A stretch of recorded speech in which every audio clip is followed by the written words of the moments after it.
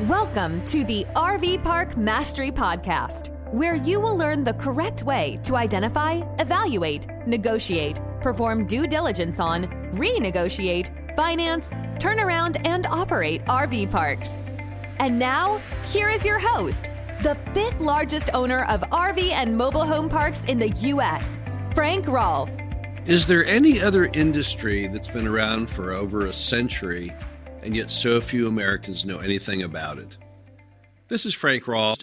We're going to start off with why invest in an RV park. What are some of the reasons why anyone would think, I want to go out and buy an RV park to create an additional income stream or create financial security for myself? So let's go over the first reason. The first reason is a very, very high rate of return. Now, what do I mean by that? What I mean by that is for every dollar that you put into an RV park, you'll be getting more money out of that dollar than in most other sectors of real estate. Now, why is that possible? Well, RV parks are traditionally sold at high cap rates. What's a cap rate? A cap rate is a metric that shows you the amount of return on the amount of capital invested. RV parks traditionally have cap rates that will run anywhere from probably about 8% to 12% or greater. And when you take and look at the actual return, the cash-on-cash return of your down payment based on that cap rate, assuming current interest rate levels in the U.S., they'll give you an amazingly high cash-on-cash return of typically 20% or greater. That means for each year that you own the RV park, you would be earning roughly 10 times that of what you would get in a more conservative investment such as a CD or a treasury. And obviously a high rate of return is something all investors seek and is probably the number one reason why anyone would invest in any kind of asset, whether it's a RV park or anything, a duplex, apartment complex, whatever the case may be. Everyone's chasing after return. And the first reason RV parks are something people like is because they excel at that. They offer high rates of return. Another reason is you have the ability to massively boost your net income under certain circumstances, more than probably any other sector of real estate. Here's why. A lot of RV parks have massive untapped potential. They have lots of vacant lots. And they have all these vacant lots because mom and pop, who own and probably built the RV park, have no mastery of that new marketing tool called the internet. So as a result, while everyone else is now on the internet with websites and search engine optimization, they're sitting there languishing, trying to attract customers out of yellow page ads and billboards and little coupon flyers at the rest stop. And that's not the way Americans travel any longer. So as a result, you can buy these RV parks that are so massively underutilized, and simply by getting them into the new century of putting in a website and get it on Google and doing all these other items that the internet allows you to do, you can really, really boost occupancy dramatically.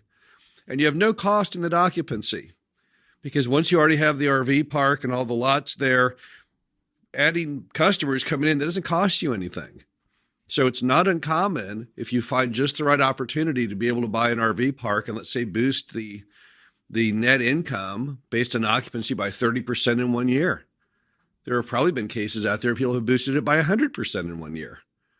I don't know any other form of real estate that you can do that. Typically, anything else you buy is already going to have near stabilized occupancy and will already be in the modern century, and it won't be that easy to ramp things up. But often, if you find the right RV park, you can do some amazing things with it. And then your return on investment is just staggeringly high. Next reason is that seller financing exists in the RV park industry. Seller financing is an amazing tool. What happens is you buy the RV park and mom and pop that owned it, well, they'll go ahead and carry the debt for you. And that saves you from the embarrassment and the shock and the horror of trying to get bank loans and perhaps being rejected. You don't have to have a credit score. You don't have to have any of those items that banks require when mom and pop seller finance you. And that's a very, very safe and happy feeling to know that your banking has already effectively been approved by mom and pop. Also, when mom and pop carry paper, you get two other factors you don't with banks. Number one, you can get a lower amount of down payment. My partner Dave and I have done 12 zero down seller carry deals over time. But even if you can't get zero down, you can often get 5% down, 10% down, 15% down, things that are lower than the traditional optics of banks. And bear in mind, the reason that mom and pops will do this is twofold. Number one, they like you. That's the thing about moms and pops. They bond with the buyer. But also on top of that, they like getting that extra interest rate on every dollar that they keep in the note. So they don't mind going with smaller amounts down. Also, you can get more attractive interest rate and terms with moms and pops. So if all the banks out there are charging 5% and mom and pop like you and want to charge 4%, there's no law against that. They can totally do that. If you say, wow, I'm uncomfortable with a loan term less than 15 years, well, they can do that if they like. So there's no rules. There's no banking rules and regulations when you have mom and pop seller financing. Another reason that RV parks make for a great investment is the security of the land. Let's go over that for a moment. When you buy most traditional investments, what do you get? Well, you get a sheet of paper. You now have a share of stock in some massive corporation that on the front end you're overpaying for, and it doesn't tie back to anything. It ties back to some building that if the business shut wouldn't be worth a penny on the dollar, a bunch of maybe some inventory that isn't worth anything to anybody. So you don't really have any collateral whatsoever. When you buy an RV park, what you're getting is basically a piece of land with some improvements that serves as a parking lot. And land, as we all know in America, is valuable stuff. So at least you have something solid as a fallback on your investment, some tangible form of security. That's always been true in real estate, all the way back to the beginnings, back when John Jacob Astor bought up what is now all of Manhattan virtually, back in the 17 and 1800s. One attraction he had was he was in the fur business, and he wanted to find something he could invest in that he felt like he has some security in. And of course, land offers security. So RV parks, by the nature of the business itself, give you that one extra happy feeling that allows you to sleep at night, knowing that your RV park has that ever-growing value just from the land that it sits on. In fact, there have been many cases of RV parks that have been redeveloped into other forms of real estate because at one point the land caught up to and exceeded the value of the RV park itself. Next, you have the silver tsunami and its impact on RV park investing. So what is the silver tsunami? What does that mean? Well, the silver tsunami is basically the slang term for the aging of the baby boomers, of which I am one. Anyone who was born between 1946 and 1964 is a baby boomer.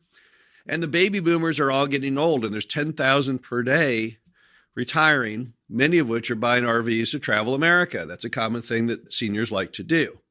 So you have that one big mega trend of the silver tsunami, which really pushes RV park occupancies and demand to the highest levels of all time. But then you also have this unusual secondary thing that no one ever anticipated. And that's the millennials. Now, the millennials, which is the most youthful and now largest demographic group in the United States, they love RVs. No one knew this would ever occur. It was always assumed that RV parks and RV travel was really kind of an old person thing. And then came the millennials, and they changed that because the millennials, you see, they like the outdoors. They like simple things. They like living small. They like bonding with their friends. So as a result, what you have is you have all these people that were never counted as being potential RV park customers who love the thing. So the power of those two trends, the silver tsunami and the millennials, is powering RV sales each year to the highest in American history. And it's also powering the demand for RV park lots to the highest levels in American history. And those aren't going to end anytime soon. Silver tsunami has roughly about 15 years left to go of 10,000 a day retiring. And the millennials, they're just getting older. It's only getting better every day with them as they get their jobs and money to buy RVs. So it's really kind of odd that you would have an industry that has two distinct American megatrends at the same time fueling it, and particularly megatrends that have such long legs on them because, again, this is not an overnight sensation. This is not just some temporary fad that will extend on for 12 months. These are very, very long-term shifts in American demand that are really fueling RV parks to a lot greater success than they ever had before. Finally, you had the potential for a complete lifestyle upgrade. This is another unique feature of RV parks Don't find it really in any other form of real estate that I'm aware of. And that is, RV parks by definition are typically in areas that people like to be. Scenic areas, areas near attractions, quaint areas, charming areas, places that people want to go and stay and visit. And a lot of RV park owners elect to live adjacent to or even in their RV park. Now, there's two reasons they do this. Number one, they do it because clearly the best RV parks are those that are self-managed. No one will manage and operate your business better than you would. So that makes complete sense. But the other reason is a lot of RV park owners, as part of the RV park purchase, were looking for just a new quality of life, a lifestyle upgrade. They didn't like the way their life was going, didn't like where they lived, hated their job, hated the commute.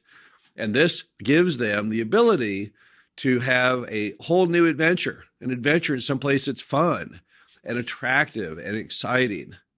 So many RV park owners are happier than most any other item on the simple fact that their investment comes with a complete lifestyle improvement. And running an RV park is fun. It's a lot of people interaction. It's a lot of being in the outdoors. You wear a lot of hats.